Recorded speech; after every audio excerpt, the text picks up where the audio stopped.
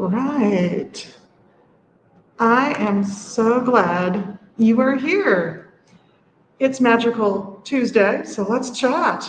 I have been getting some questions recently about Goetic magic, which is a part of ceremonial magic. So I just wanted to give you the 5-minute lowdown. It is a really cool addition to a practice if you've never done it. It involves using what are commonly referred to as demons, but wait, I hear you. That's probably not what they are, at least not the modern meaning of demon.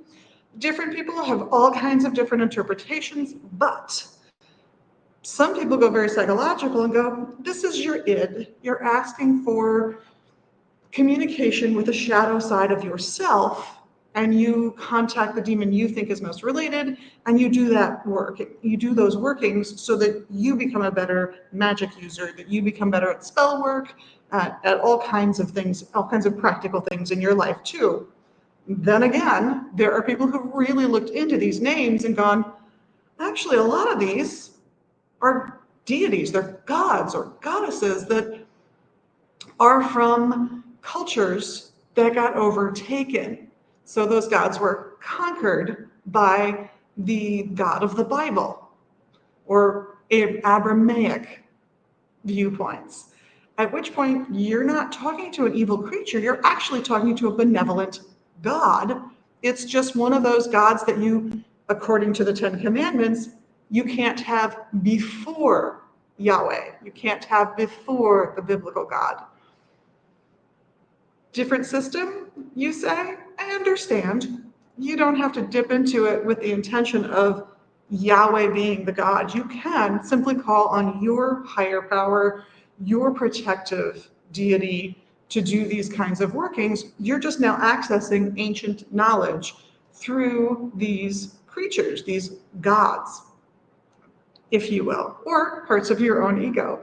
The upshot of it is that you pick the right one of these little critters to call. There's 72 of them, and some feel they have no will of their own. So if you don't call on them, they almost don't exist, or at the very least, they have nothing to do.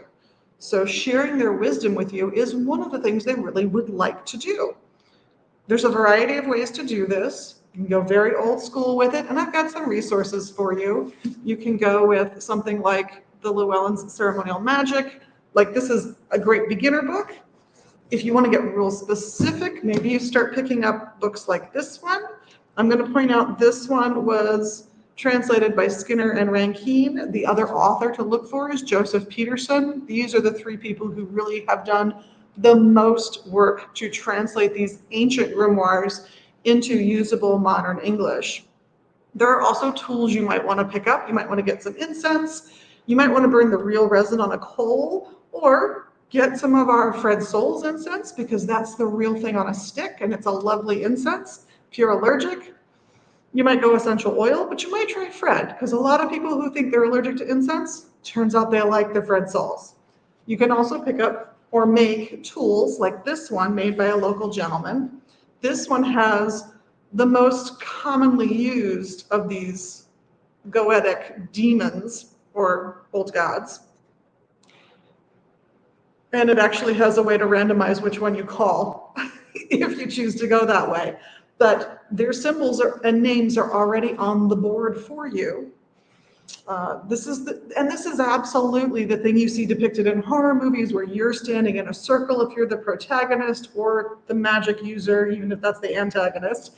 And over there, way over there, there's a place for the creature to land that you're going to command or have conversations with. And the word command does get used, and I'm going to say I get that, because there's a lot of language around ceremonial magic and certain religious works that gets a little, you will see the thing, you will have the vision now. And it's because that works for people if they feel like they're a little stuck. If they make it an affirmative, not a request, not a pretty please, not a can I give you this thing so I get something from you, but we're doing it now. Think of it as putting on the parent voice, even if you're not a parent. We've all heard it, right?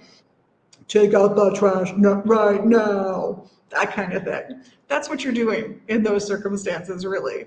So if you're interested in learning more about the 72 guides that are part of the Goetic system and looking at some of the books we've got on the subject, getting a few books, maybe investing in some of the tools, you just give us a ring, check out our website, or come into Magus Books here in Minneapolis, and we'll help you out. Magusbooks.com. I'm Liz, as always, wishing you a blessed day.